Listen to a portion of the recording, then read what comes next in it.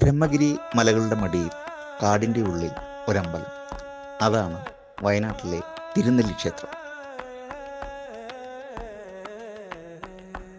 ഒരിക്കൽ ബ്രഹ്മാവ് ഈ വഴി വന്നപ്പോൾ കുന്നിമ്പുറത്തെ ഒരു നെല്ലിമരത്തിൽ മഹാവിഷ്ണുവിൻ്റെ സാന്നിധ്യമുണ്ടെന്ന് കണ്ടു. ആ സ്ഥലത്ത് മഹാവിഷ്ണുവിനെ പ്രതിഷ്ഠിക്കാൻ വന്ന ഒരു അശരീരി കേൾക്കുകയും ചെയ്തു.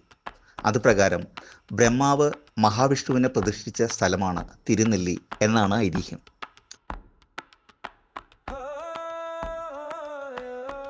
പാണ്ഡവർ വനവാസകാലത്ത് ഈ പഞ്ചതീർത്ഥത്തിൽ സ്നാനം നടത്തിയതായി പറയപ്പെടുന്നു.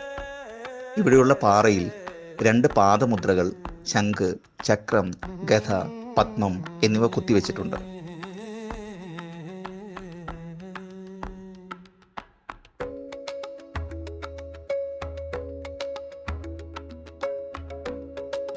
തെക്കൻ കാശി എന്ന പേരിൽ അറിയപ്പെടുന്ന തിരുനെല്ലിയിലെ പാപനാശിനിയിൽ പിണ്ടം സമർപ്പിച്ചാൽ ഗയയിൽ വെച്ച് ശ്രാദ്ധമൂട്ടിയ അതേ ഫലം കിട്ടുമെന്നാണ് പറയുന്നത്.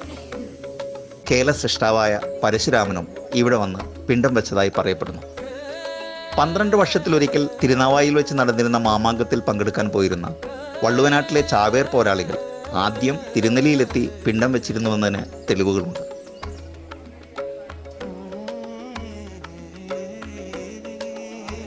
മഹാവിഷ്ണു പണ്ട് പാഷാണഭേദി എന്ന അസുരനെ വധിച്ചു. ആ അസുരൻ്റെ അപേക്ഷ പ്രകാരം അവനെ 1000 നാഴിക നീളമുള്ള ഒരു വൻ പാറയാക്കി മാറ്റി.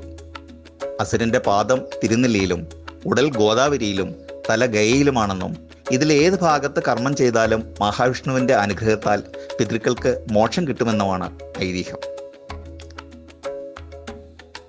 ഇതാണ് തിരുനെല്ലി അമ്പലത്തിലെ വിളക്കുമാടം. നൂറ്റാണ്ടുകൾക്ക് മുൻപ് പണിഞ്ഞു തുടങ്ങിയതാണ് ഈ വിളക്കുമാടം. അന്നത്തെ കോട്ടയം രാജാവുമായി ഉണ്ടായ ചില പ്രശ്നങ്ങളെ തുടർന്ന് ഇതിൻ്റെ പണി അപൂർണമായി അവസാനിച്ചു. ചിത്രത്തൂണുകളോട് കൂടിയ വിളക്കുമാടങ്ങൾ കേരളീയ ക്ഷേത്ര വാസ്തുശില്പത്തിൽ സാധാരണമല്ലാത്തതാണ്.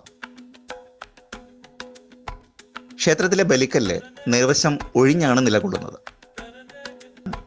ഒരിക്കൽ തിരുനെല്ലി പെരുമാളെ തൊഴാൻ ഒരു ആദിവാസി മൂപ്പൻ വളരെ ദൂരം നിന്ന് ക്ഷേത്രത്തിലെത്തി.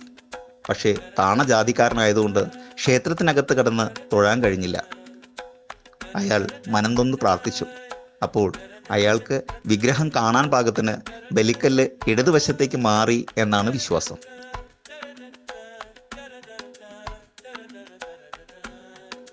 ചതുർബാഹുവായ വിഷ്ണുവാണ് തിരുനെല്ലിയിലെ പ്രധാന പ്രതിഷ്ഠാ വിഗ്രഹം.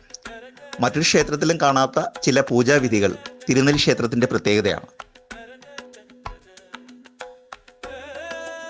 ഇന്നും അവസാന പൂജ കഴിഞ്ഞ് നടയടയ്ക്ക് മുൻപ് മേൽശാന്തി ഒരു പൂജയ്ക്കുള്ള പൂജാ സാധനങ്ങൾ വിഗ്രഹത്തിന് മുന്നിൽ വെച്ചിട്ടാണ് ശ്രീകോവിലിൻ്റെ കതക് കൊട്ടിയടയ്ക്കുക. രാത്രിയാവുമ്പോൾ ബ്രഹ്മാവ് ഇവിടെ വരാറുണ്ടെന്നും വിഷ്ണുവിനെ പൂജിക്കാറുണ്ടെന്നുമാണ് സങ്കല്പം. കാടിനുള്ളിൽ പുറം ലോകമറിയാതെ കുറേ കാലം ഒറ്റപ്പെട്ട് കിടന്ന ഈ ക്ഷേത്രം ഇന്ന് വിദേശങ്ങളിൽ നിന്ന് പോലും ഭക്തർ തേടിയെത്തുന്ന ഒരു പുണ്യ സങ്കേതമാണ്.